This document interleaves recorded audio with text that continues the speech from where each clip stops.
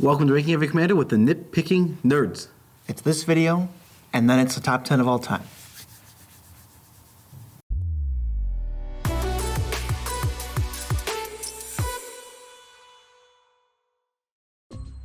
I'm your host, Joe Cherries. And I'm your host, Beezy, and that makes us the Nitpicking Nerds. What's your favorite button on the YouTube interface? My favorite button is the little thumbs up like button. So what if you hit that and it like turns blue, and it's like a cool little animation, but don't unhit it. Yeah, and besides, people who hit like on this video are 10% more likely to become an awesome ninja. Disclaimer guy here. Don't go trying to use your newfound ninja skills to defend helpless people. You might just get beat up. What's your karate moves? I don't have karate moves, but I do have number 20 to number 11. This is like the penultimate episode of Ranking Every Commander. This is exciting stuff. I thought you were gonna go, you said number 20 and then number 11. I thought you were just gonna go number 20, Ulamog, the Ceaseless Hunger. No, you did that. No, I did that. Yeah, you're right. 10 generic mana for an Eldrazi. 10-10. When you cast Ulamog, exile 2 target permanents. Indestructible. When Ulamog attacks, defending player exiles the top 20 cards of his or her library. The key to this one, and where most of the power lies, is it's 10 mana, and you exile 2 permanents. And they can be whatever you want. And then you get a nice body that's nothing, I mean, a 10-10's nothing to scoff at. It's got indestructible, which is relevant on your commander. There's other creatures with indestructible. That doesn't really matter, they have indestructible. I mean, he's also, if you get him out against some sort of combo deck, he can eat pieces off their deck once he starts attacking. Oh yeah, if he attacks. Yeah, I mean, he just starts to eat, like, you can, your one deck, the main win kind is next to Fate. If you hit that, it's like twice, 3 times, 5 times harder to win. Yeah, exactly. Like, cool card here. It's not a cool card, it's so bleh. It's just gonna gimp somebody out of the game, destroy one player because, oh, there goes 2 of your lands, I play this on turn 5 because I'm colorless ramp, and then I'll attack you twice and you're dead. I don't like him nearly as much as I like Ulamog, but being... Yeah, he's the highest... I'm a Kozilek. He's the highest of the 5 legal Eldrazi, and I like him the least. I think I do too. Both as a character and like as a card. But we're not subjective on here, so here we go. This is objective facts. Yeah, it went Kozilek, Emrakul, Rakdos, Lord of Riots, Ulamog. And then the other Ulamog was like way back. But a dime for our, he looks cool. It's not the best. It's a little CG for my taste, but otherwise it's great. I saw this art on a video called "Would You Fight It or Just Give Up?" Basically. Oh, okay. Sky Williams does it. And this was on that. What did he say? He said, "Nah, I'll just fight it." He doesn't look that scary. It doesn't. It looks cartoony. Take the Rise of the Eldrazi Titans and then compare them to the BFZ Oath and Eldritch Moon Titans. At least Ulamog looks ridiculous. I was going to say compared to the other Ulamog. Ulamog is better.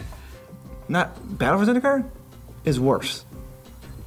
I'm talking about the new Ulamog from Eldritch Moon. It's a better card. I'm talking about the art. Oh, I think the art's better. No way. No. Okay. Well, I won't even go on that tangent then. Let's go to the next one. What the next series? The coolness. The coolness? I mean, we've gone over this. Eldrazi are a 10 for coolness. They're ridiculous. They're aliens that we can't understand from places that we can't understand that do things that we can't understand. It's awesome. That didn't even sound that awesome. I don't even want. Do you want to go over the lore? I'll read the little blurb. Yeah, he ravaged Zendikar for years after they first escaped, and then the other 2 were like nowhere to be found. Emrakul definitely left, and no one knows where Kozilek is. He's in the ground. Then he gets captured in Hedrons, and we're like, oh, cool. They got Ulamog. Now they got to get the other 2, and then the whole story just takes nope, this sucks now, and then Ob Nixilis comes and erases the whole story like it never mattered. Ulamog's free, and then Kozilek just comes from under the ground, and then they both die to BS. Oh, and they did. So great. That was great. That was a great story. BZ's very salty about that story still. We can kill the Eldrazi, but we can't kill Nicol Bolas. Are you kidding me? Ugh. Yeah, because the Eldrazi don't have any character. That's what makes them cool.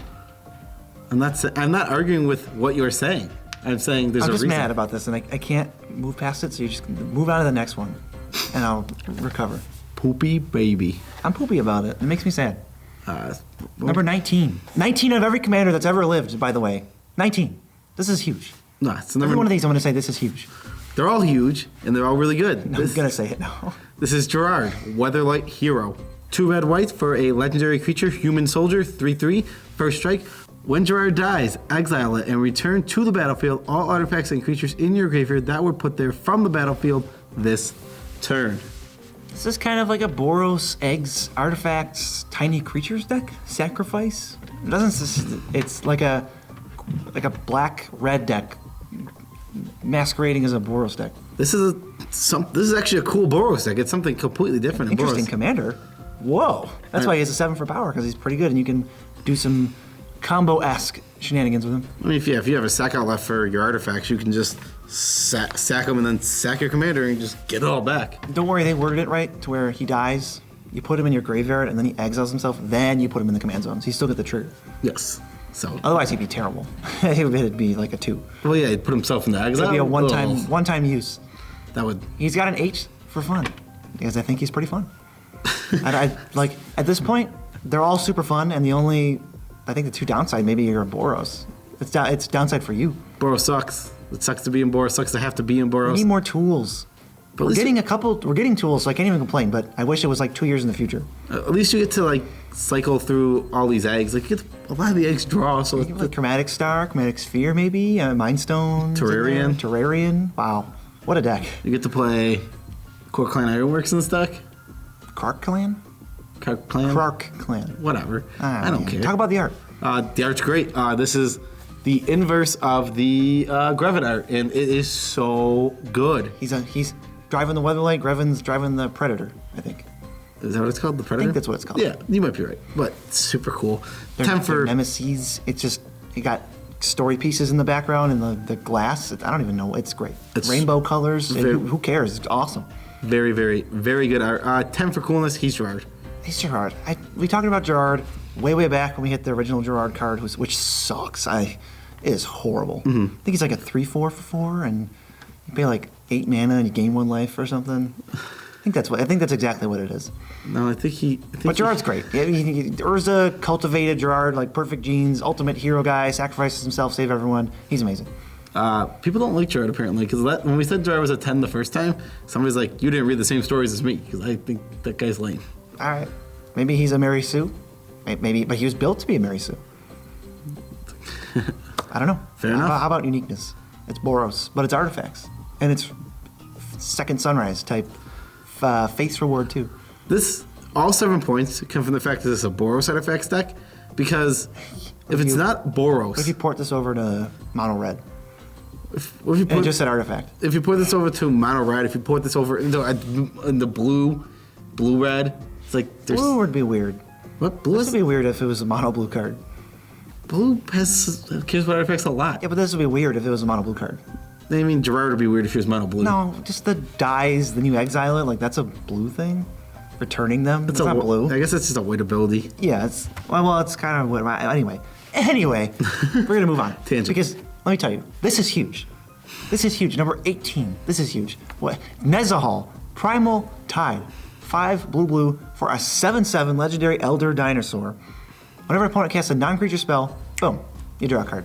Discard 3 cards from your hand. Exile this guy until the end step. Then he comes back. He also can't be countered, and you have no maximum hand size. I was getting there. Are you sure? I was getting there, and it seemed like you cut me off. He's got a 7 for power. I know it's expensive. You're gonna want to ramp into him as early as possible.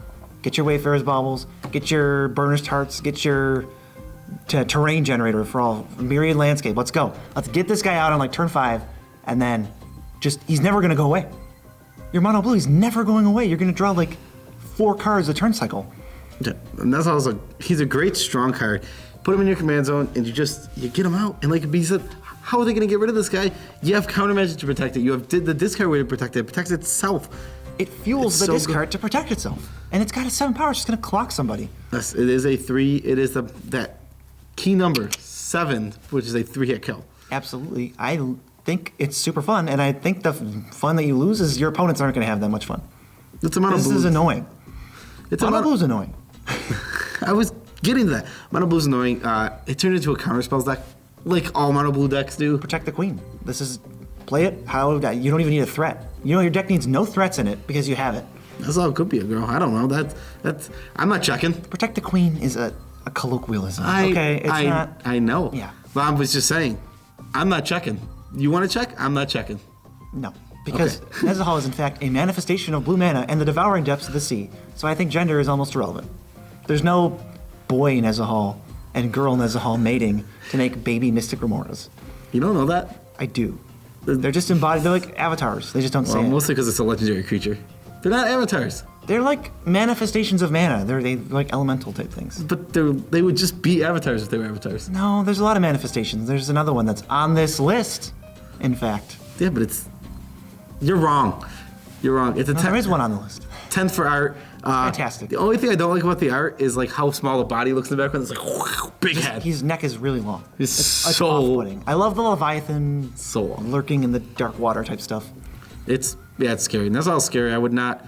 Again, I'm not going It's to like a Tali. I'm not messing with it. Yeah, and we're never going to know these things' genders because no one's getting close enough to check. They'll get eaten. Exactly. That sounds like the first crack at funny flavor text. But like we're just spitballing.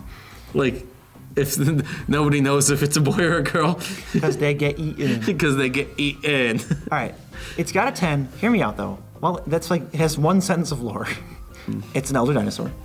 It's like a Leviathan sea serpent type, almost like a Loch Ness monster type thing. It reminds you of Loch Ness Monster. It is so cool. Elder dinosaur. Legendary thing. Like, it probably just is named after the Loch Ness Monster. It's like, is it Nessie? Nessie? This is Nessie! Yeah. Okay, I guess that makes sense. That's kind of cool. I mean, it probably is. I mean, it looks exactly I don't like think we even took that into consideration. But now you can't tell me it's not a 10. Yeah, tell us it's not a 10 in the comments below. We'll fight you. Tell us it's a 10. We'll know by how many people like this video. If you agree, like the video. If you disagree, though, like the video. That's what you can do for us. What's it got an 8 for here? 8 for uniqueness. Ooh, I big. think the fact that they can't be countered, and you have a maximum hand size, those are just gravy. It protects itself in like the weirdest way ever. Discard cards. Even if maybe you're playing Mono Blue Madness, and you just want to discard cards proactively. Do it. I don't know if there's much Primal Calamity. Regardless, just the wind. I disagree. Not being able to be countered is huge on this card and great. This is huge. It's almost as huge as Edgar Markov, number 17. This is huge. What does he do?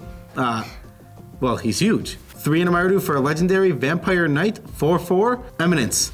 When you cast another vampire spell, if Edgar Markov is in the command zone or on the battlefield, create a 1/1 black vampire creature token. It has first strike. It has haste. Whenever Edgar Markov attacks, put a +1/+1 counter on each vampire you control. That includes Edgar Markov. Tribal vampires. This man's strong. That's all you're doing. You get on board quick. You're going to take advantage of the fact that you, at any given point in the game, have 2, 3, or 4 extra vampires that you shouldn't really have for free. Eminence is lame. No one likes Eminence. Why'd they bring it back? Why'd they do 4 more? The cat one's fine. The dragon one is even fine. I don't know. I don't like it. It doesn't make you want to play your commander. I mean, he just makes you want to sit there and play all your vampires, and then as soon as you've played all your vampires, play him now, and then pit smash. That's where he loses fun points. I mean, even though he's very powerful, banned in 1v1. I don't know why they keep taking abilities that people hate and then doing them again. Like, Aloro. Everybody just didn't like that card because it was annoying. And they made 4 more. And then like Derevi, nobody liked that card, and then they made another one of those. I don't get it. Because they're lame. Wizards is lame. This is just lame sometimes. It feels like trying to be like one of the cool kids, like, because they just didn't care about Commander forever. They're like, wait, we can make money off this? Yeah. We can make money off Commander? Well, guys, well, look at this. We're going to break the format every year. Every year we can just print new cards, and you guys will have to play them because we made them. Well, how many of the top 100 are Commanders printed recently? It's a lot of them. I mean, there's nothing wrong with that. I mean, a lot of the Commanders on this list suck. So I'm glad we have good ones. 8 for art. He's the first vampire, right? What does that have to do with art? He's got the servants putting gloves and all of his armor on, and he's just like, I don't have to do anything. I got like 85 minions up in here. Yeah, art's perfectly fine, but... And he's got a name tag that says first vampire on it, so that really definitely ties right into the coolness, I think. Why don't you get into that? He's the first vampire... What was that? The first vampire. Where? Oh my god. On Innistrad. So, he's an alchemist seeking agelessness for him and his only son. So Markov. I may have heard of him. Demon convinced them to try blood rituals during famine. He and his son exsanguinate an angel, and when he turns Soren into a vampire, his spark ignites and he leaves. He is the first vampire of Innistrad. I think you said that one. Well, it was written again. Sorry, I read it again. Yeah, I wrote it at the end, and I didn't really write it in the front. I wrote the script. Nah. Joe doesn't read scripts very well. The only vampire I can think that's cooler than him is Soren. Even that, it's close, because Soren has done like 2 things ever, and he's in one of the worst feuds I've ever seen in my life. I mean, it's not his fault. His opponent sucks. Nahiri sucks? No, the people writing the feuds suck. No, well, okay, that was like really mean. They don't suck as people. The feud sucks. I'll just leave it at that. All right. I don't know why we're being so negative. You're negative. I don't know. This next card, let me tell you, is huge. Stop saying that. I'm not going to. It's Yuriko, the Tiger's Shadow. It's number 16. 1 blue black for a legendary creature, human ninja 1/3. Commander ninjutsu, black and a blue. So that means if a creature attacks and it's not blocked, you can pay this cost either from your command zone or your hand to switch its place. Put that card in your hand, put this in the field, tapped and attacking. And we're past blockers, so they can't block. Yes. You can't do this before blockers. Yeah, as somebody tried to do to me once, and I told them no. Not gonna fly. Whenever an ninja you control deals combat damage to a player, reveal the top card of your library and put that card into your hand.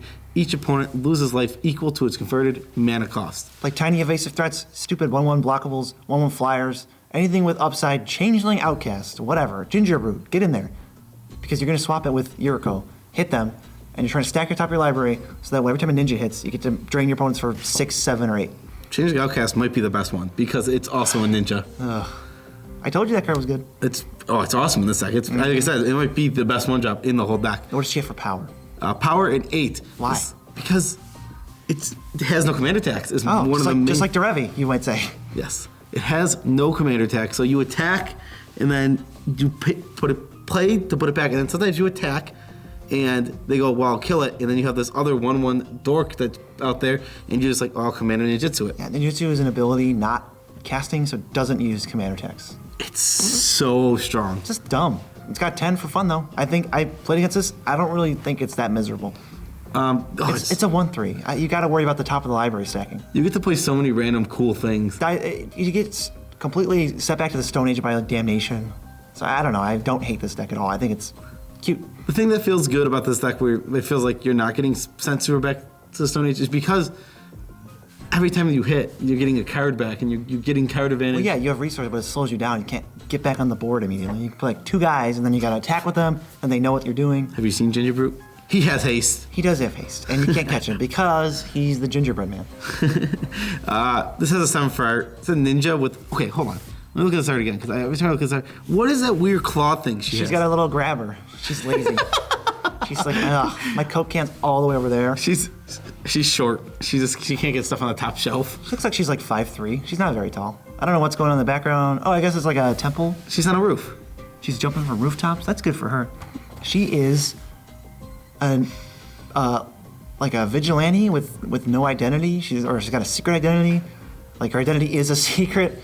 She wields secrets as a weapon, whatever that means, to weaken the powerful and bring aid to the oppressed. She's like Robin Hood, but she's a ninja. I was gonna Ninja Robin Hood. Okay, so we have a Ninja Robin Hood. That's pretty cool. That's a 7 for coolness. Our band of merry samurais or whatever. I don't know. That's like a different culture, I think. I don't actually know. Good enough. I'll settle for band of merry samurais. Lumping all of Asia right in all in one basket, I think. I don't actually know if we're doing that or not, because I'm so ignorant about Asian culture. What about the next thing? Sorry that PG so ignorant, guys. I mean, if honestly, if we're being ignorant, just let us know. Hit the like button. PG's killing me. 10 for uniqueness. Come on. It has an ability. Commander Ninjutsu, no other creature card ever printed has that. It's Ninja Tribal. It's awesome card. Huge. And no, it's even huger. MacLeod, the Unhallowed. He's number 15 out of every commander. I'm so excited. He is 3 black for a 5/5. And I know he has 4 abilities, and everyone always forgets one. So I'm gonna try to do this off the top of my head. All right, he's got Intimidate. Other non-human creatures you control get +1/+1 and have Undying. Whenever a human deals combat damage to you, destroy it. And he also says one other thing. Hold on. It's like I feel like I'm missing one. I'm definitely missing one, right? Okay. I think the +1/+1 and Undying is 2 separate things. So I got it. We're good. This is really strong, even though he's 6 mana, because you get massive value, you build your team, then you play him, and he's like the last card you play before you win. You're either making your own combo by doing this convoluted thing, or you just have a persist creature and you sack it infinite times. It hits so hard. And besides all of that, you build up a nice board, you play him, like if you have like a Grey Merchant, then you sack it and get the Grey Merchant trigger again, you get whatever triggers you have on the board. Great card. So, If you don't know, it does go infinite with Walking Ballista, X0, and a sack outlet. Because Yes. you remove the counter, deals, well, he's a 0/0, gets a 1/1. Then you sack him to Viscera Seer. Now he comes back as a 1/1 with a 2/2 with a counter. Remove the counter, and then you have to ping someone and then sack it. Also, if you have Blood Artist, you don't need Viscera Seer, you can just have Ballista ping itself over and over. yeah, I didn't even think about that. That works. I mean, this isn't about combo specifically, but I think the fun is a little bit lower because you have to police this guy. He's gonna kick your butt if you don't watch out. Yeah, a lot of fun is lost when a commander has to be policed. We've used that term a lot because when you sit at a table and you look at a certain commander and you go, Wait a minute. he's playing that guy, I really have to police him. That's how I felt when I first saw Vanifier as a commander. I'm like, there's the issue. It's like even if you build a super fun Vanifier deck, Yep. you gotta police it. I'm not gonna lose to this crap. I'm gonna get you. 9 for art. I love this art. Oh man, the story is so good. I didn't know any of the story, but the story makes me like the art even more. Do it. Okay, he's basically the Pope. He's the highest ranking non-angel, which means it's Avacyn and then it's him, basically. He wants to keep peace and calm. He's just a normal, nice, fun-loving Pope. He's just a nice guy. He's trying to keep everyone calm and devoted, even though he knows Avacyn's in the Hell Vault, but he's like, I'm not going to tell anybody, I'm going to lie, because it kind of keeps the peace better. Jisa and Geralf form an alliance to attack Thraben because they want status or something. I don't know why they did that, but Geralf decides, nah, I don't really care. So their zombies are attacking everybody, and he just like leaves and goes into Thraben and sneaks past everything. He sneaks past defenses into Micaeus' quarters. He knocks on the door. He brutally stabs Micaeus with a letter opener and carves out his heart. Then he meets with Liliana later in like the same building, and she gets him to spill the beans about what he did. And then she breaks into the vault where his corpse is and reanimates him to find out where Gristlebrand went. And then Micaeus ends up killing a bunch of people. Oh, It's so sad. It's All he ever wanted to do is help people. it's horrifying. Poor guy. Also, if you guys want to be as annoyed as I am, rewind the video like 25 seconds and listen to BZ say the word calm. You don't pronounce the L in that word. Calm. That's I said not it right. That's not how you say that I word. told you I say that naturally. You That wouldn't is- believe me. Ugh, that's not how you say the word calm. Calm. Palm tree. The word is My calm. palm. Palm. It's The not word- a silent L. It is a silent L. It literally It's is. not. If you want to take a stance on either side of this, the like button is both halves. Oh my god. What if we give 14? Because this creature is huge. Stop saying Power and it. toughness wise. I'm not going to say it anymore. That's power and toughness wise. Yeah, this one is huge. Power and toughness size. This is Zakama Primal Calamity. And BZ, you're going to read this one because there's a lot of words in this card. 6 and a Naya for a 9/9 vigilance. Reach. Trample, the old VRT. When Zakama enters the battlefield, if you cast it, untap all lands you control. Why would you want to do that? Because you can pay 2 in a red and deal 3 damage to target creature, 2 in a white to gain 3 life, and 2 in a green to destroy target artifact or enchantment. That's the best one. Let me tell you. It is. That's the one where you get your money back. Oh, this card is good. The mana cost is actually, if you look closely, 0. Yes. As long as it doesn't get countered, you're good to go. Yeah, unless you're doing artifact jump, but you're in green, so you don't got to do any of that crap. You want to, all your ramp is focused on lands. No signets, no mana dorks, blah, blah, blah. We want lands in play. We want to untap them. We want to double our mana maybe double them, get some Mirari's Wake mana flare going on, and you just wreck everybody's everything. You destroy their whole board. You have threat of activation. No one wants to do anything. You force them to do something. End of turn, blow up all your fun. So attack somebody for 9. This card's great. I like the power and I like the fun because the 1 point lost from your opponents. It feels a little bad sometimes when they go off. No, I think the fact that it costs 9 mana and sometimes you just don't get to play this in a game. Maybe. If you the don't- whole deck is devoted to playing this though. Yeah, but even if you draw, like you gotta still draw, right? It still costs 9 mana. I think most of your deck can just be, you can take out removal spots for ramp. Okay, I guess that's You fair. don't need to play Rex Sage if you just have this. Hey, look, we don't like mana doublers. We talked about how we don't like mana doublers very much. Great in this deck because your commander takes advantage of it. We don't just hate on cards. We hate on cards when they get put in decks without synergy. Yeah, maybe you could even try like Utopia Sprawl.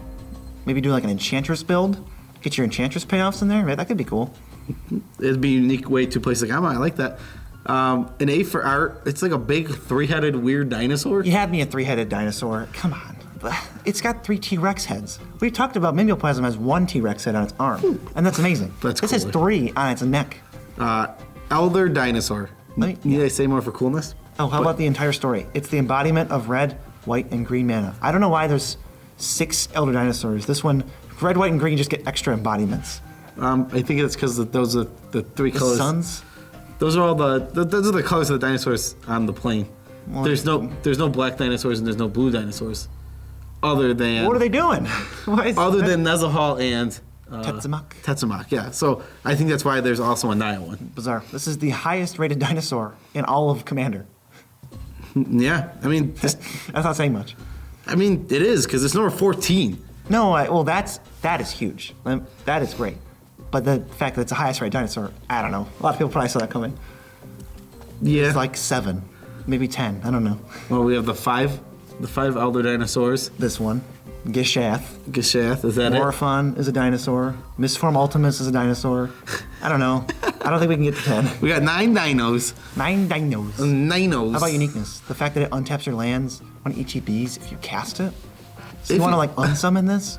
Yeah, the real best way to go infinite with this card isn't unsummon. It's unsummon the card in the form of what's that? Cloudstone Curio. Isn't there a land that isn't there a new land they just printed that you can pay 2 and tap it and return your commander from Yep. the battlefield to your hand? Or is it command zone to your hand? What does it do? Battlefield. It's from battlefield to hand, right? That just goes infinite with that. Pay 2 mana, tap it, return target commander you own from the battlefield to your hand. So that goes infinite right there. Yeah, it's sweet. That's crazy. Ah, what's next? Oh, what's next? Can we even get better? Well, this, in terms of story, this commander Is huge. is Crick, son of Yog Mohammed. He is, This commander, in terms of story, this man is Crick. I would agree with that. He actually started off as Carrick, but we'll get into that. 4, Phyrexian Black, Phyrexian Black, Phyrexian Black. I feel like you have to say it like a robot. I'll say it like a robot. For Phyrexian Black, Phyrexian Black, you didn't do it Phyrexian right. Black. You didn't do it right. 4, Phyrexian Black, Phyrexian Black, Phyrexian Black. For a 2/2 with lifelink, for each black in a cost, you may pay 2 life rather than pay that mana. Whenever you cast a black spell, put a +1/+1 counter on Crick, son of Yawgmoth. Now, when I was going through the story, I didn't see anything that said he was the son of Yawgmoth. But that's beside the point. This card is ridiculously strong. You don't have to do anything. You just have to play black pips and make sure that your costs are minimal generic manas. Oh yeah, this stack is so powerful. Once you play him, everything gets to be so cheap, and you just get to just jam and throw cards on the battlefield. Oh, it's I would say gross. his other text doesn't matter, but he just helps you cast more spells with him. He's like, all right, I'm going to be like a 10/10 with lifelink. All right, hit you for 10. Now I can cast 5 more mana worth of black spells for free. It's Huge just mana what is it? Gravy? Because it is. Just a lot of like relevant gravy. So this guy, you barely have to do anything, and he's going to be amazing. He's got a 6 for fun. Got to police him. He's super. And not only do you need to police him, there's combos everywhere with this card. You never. It feels like I never, ever want to let someone untap with this card. No, they're going to have Doomsday or tutor up a bunch of cards or get me with Bolas Citadel or something. The worst part is they can play this card then Doomsday immediately. Yeah, they just right away. And there's piles that people have made up to work with that. So just be careful when you see Carrick. And I always think in my head that he's an artifact, but he's not. No, he's just the son Shock of him. Yogg. Save a shock for him. 7 for art. I wish it was better. This was probably like a shoo-in for number 1 of all time. But the art is just not good. And also, the card's not that fun. Okay, the art's not great. This loses points for fun, but if this had a 10 for art, it would be... it wouldn't be number 1, because number 1 has 46 points. It would not be. And number 1 is the only 46 pointer, we will say. It is a clean cut to number 1. No tiebreakers needed. He's just kind of standing He'd be there. up He's there, got maybe. spikes, boring background. Ugh. Yeah, his story is weird. So, add this guy to the list of people who dated Joyra for a bit, but it didn't work out. They were secretly like humping in a tent somewhere on a beach, and Karn found them, and she's like, "Don't tell anybody," and he's like, "Okay." And then he catches Carrick was his name as a Phyrexian sleeper agent planning an attack when he time travels back in 2 hours in an experiment So then he goes back 2 hours in the future, and the attack's already happening, and Joyra gets murdered by a bunch of Phyrexian negators, and he just goes, there's a time machine somewhere, a time manipulator, and Karn's like, talking to Urza, he's like, I should go back in time and prevent the battle. And Urza's like, yeah. So he goes back in time and prevents the battle. He just does that. And he stops Carrick, and then Carrick plans another attack, and he's stuck in a time hole, and Urza goes in the time hole, and Urza and Multani end up killing Carrick, who changes his name to Carrick because he feels more Phyrexian. I don't know. He was pretty much always Phyrexian. I don't know. Crazy. Vowels aren't Phyrexian, I guess. Vowels are so not Phyrexian. That's why it's phi in that. Well, he has an eye. It would be Kirk. That would be that just sounds gross. That was the next evolution. It was just going to be guttural noises. If it didn't die. Yeah, if he didn't die, he became like the ultimate. I mean, he's cool. He's also, it doesn't even matter. I don't even care about this story. Because what?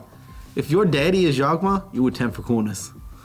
I mean, if you're, how cool. You can pull some strings. Imagine how, like, you go to school in like the Phyrexian schools. Yeah, and your the seventh like, circle of Phyrexia, you're in school. Yeah, you're like, my dad can obliterate your dad. Maybe you could be up your dad's like, who's your dad? It's like, Yogma. It's like, ooh, she's not. Who's your dad? Like, Furkt. Yes. Loser. And a 10 for uniqueness. This makes all your black pips turn into Phyrexian symbols instead. Phyrexian symbols are broken. And I love that they just took this and they just pushed it and they're like, here you go. Here's the most dumb thing that Phyrexian mana has ever been able to do in Commander. All right. Number 12, we have Nagila, the Blade Blossom. Let me just tell you right now, before we get into reading this card, this is huge. This is number 12, people. There's only one more, and then we have the top 10 ever. And it's all gonna be in one video, and you're gonna love it. 2 in red for a legendary human warrior, 3/2. Whenever a warrior attacks, you may have its controller create a 1/1 white warrior creature token that's tapped and attacking. I just realized that was any player. It's because it's from Battlebound. I know, but that's so funny. Wooburg, untap all attacking creatures. They gain trample, lifelink, and haste until end of turn. After this phase, there is an additional combat phase. Activates its ability only during combat. It doesn't create main phases, it only creates combat phases. It does, but it untaps you guys. She has lots of her own combos. Not that that's all we care about, but this is just super strong. Everything's a warrior. It's one of the ones they just they throw the type on the cards, so you have plenty of decent creatures. You're in Wooburg, you can do whatever you want. For power, we do care about the combos, because if you have your own unique combos around you, and the deck allows you to go into strong combos because this is in your command zone, that's a huge bump to power. That's different than like, oh, I can play Animate Dead Warlord's Dragon. You can play Animate Dead Warlord's Dragon in this deck, but who cares?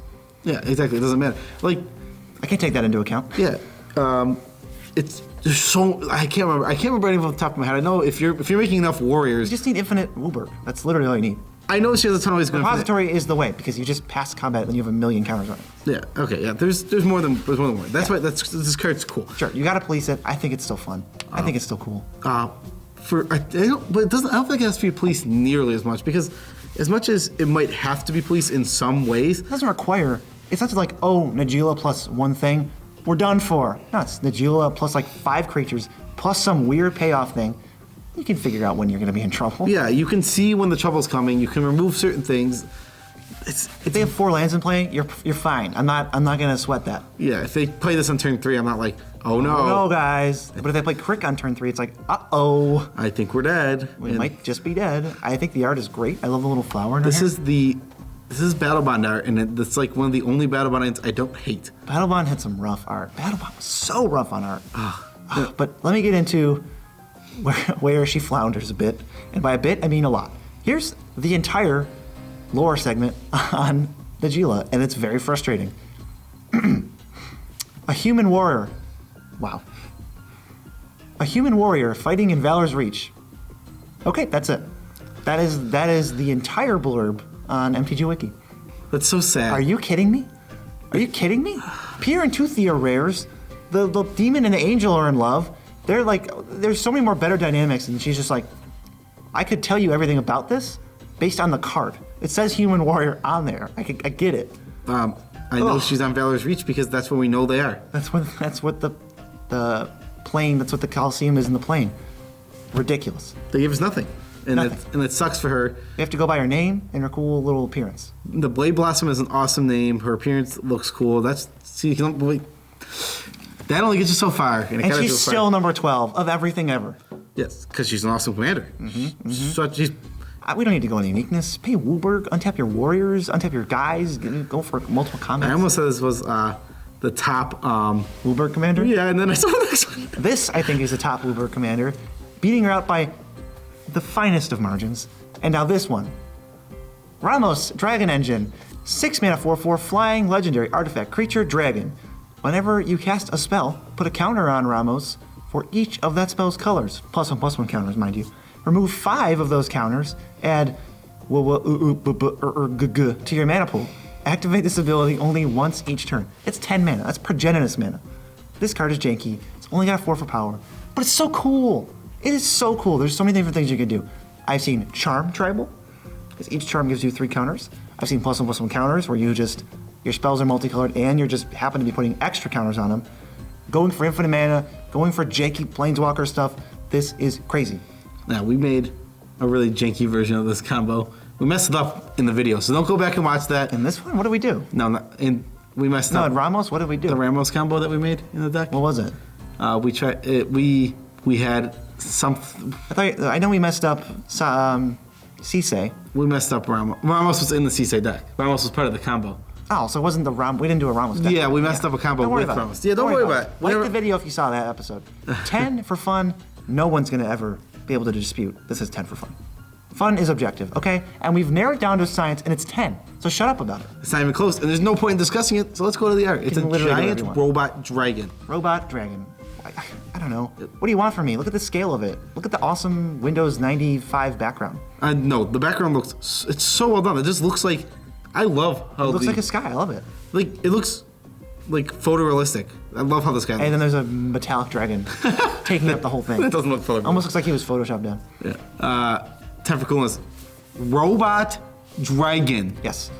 All right, let me fill you in real quick. He lives in Mercadia. He's from Phyrexia. He used to serve Mishra during the Brothers' War, but he was reprogrammed by Urza. He gave the Weatherlight crew the 5 Power Stones. There's like Heart of Ramos, I don't know, Toenail of Ramos. There's 5 of them. My favorite one, Left Testicle of Ramos. Lefty. Ramos is lefty. He gave the Power Stones containing his essence, which were part of the legacy weapon. Well, I'm going to tell you right now, this is probably the last old commander with Weatherlight Saga lore we have, I think. I don't know anything about the legacy weapon. I've learned nothing. No commander was connected to it enough for me to learn anything. I think you can pay Wooburg the exile. Well, yeah, I know that. The legacy weapon was just like, it was all the MacGuffins, and I don't know, they all just combined into something. But Ramos is great. You can do whatever you want. This is such a fun, like, lighthearted, like, let's just do a thing. Although, I would still be actually scared of this one if they untap with it. You know what I imagine the legacy weapon is?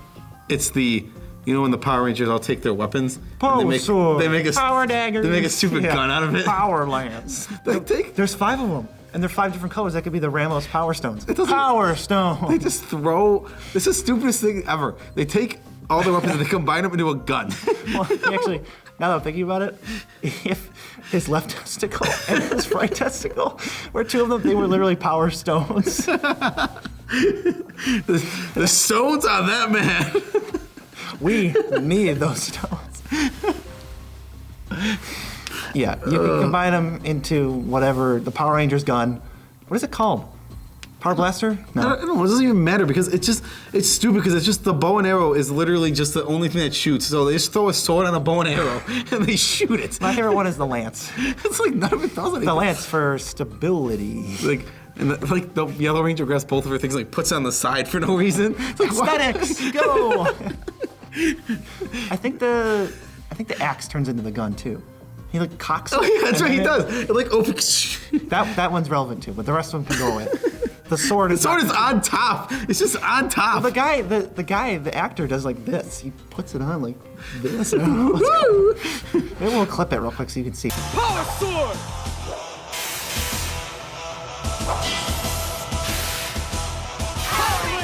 What are we even? We're just the end of the video. We're just ranting. This is Ramos. We're just ranting. The video's done.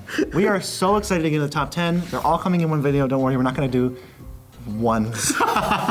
space it out for 10 more. We're not milking this that bad. No, we're doing it by ones. We're really not. We love you guys. We love our 35 patrons who support this video and help this series come to an almost conclusion. It's going to be ongoing as more sets come out. We love you guys so much as we can, without making you uncomfortable. I don't know if we've ever mentioned this before. Our ultimate goal is to eventually make this a career, and you guys are the ones that are getting us closer and closer to that each day. Seriously, I don't want to deliver pizzas for the rest of my life, but I will if it means that I can do this and deliver pizzas, but without needing this. I don't want to have to deliver pizzas. Okay. I want to do this. I also want to do this. And you guys are getting us there. Thank you so much. If you don't want to support us on Patreon because, you're just like, monthly fees, not my thing. It's your favorite part of the video. You love doing this. I do like doing this. You can head over to buymeacoffee.com. It's a virtual tip jar. In there, you can donate in increments of 3 because that's how much they think coffee costs. They have no clue coffee's way cheaper. Those fools. Or way more expensive if you get something stupid. That's true. A mocha choco. Yeah. Da. No, just do the rest of the thing you're going to do. Go back to what you know. I know lots of stuff. I don't only know one thing. You don't even drink coffee. Shut up. They're getting so many tidbits. I don't drink coffee, that's true. And if you're thinking, Nitpicking Nerds, love you guys. Financially, I cannot be there to support you, but I'm going to buy some cards in TCG Player later. Well, use the link in the description below. It'll take you to TCG Player. Navigate from that link to anything you want to buy on TCG Player. We'll get some kickback, and we would very much appreciate that. We'd very much appreciate some of your money, but not from you to us, from you to them to us. Give them a tidbit about our life. It's your turn. A tidbit? Well, aside from we don't drink coffee and I work at a pizzeria, let's see. I have a cat, and then whenever we record, I don't know if you've seen her before. She's been on the table every once in a while, but she'll go right above where we are, and she'll just meow through the vent. Yeah. She's so cute. It's obnoxious. Her name's Amber. And I have to edit that out a lot. No, she's my cat. She's adorable. Everyone in the house loves her. Most people in the house love her. If we can send pictures, I don't know if we can, but maybe we'll tweet a picture of her, or I think we can do it on social. So if you're subscribed, you'll see it. You could put it YouTube community tab. You could put it on Patreon for the patrons only. I could do a lot of things. We'll see what I actually get.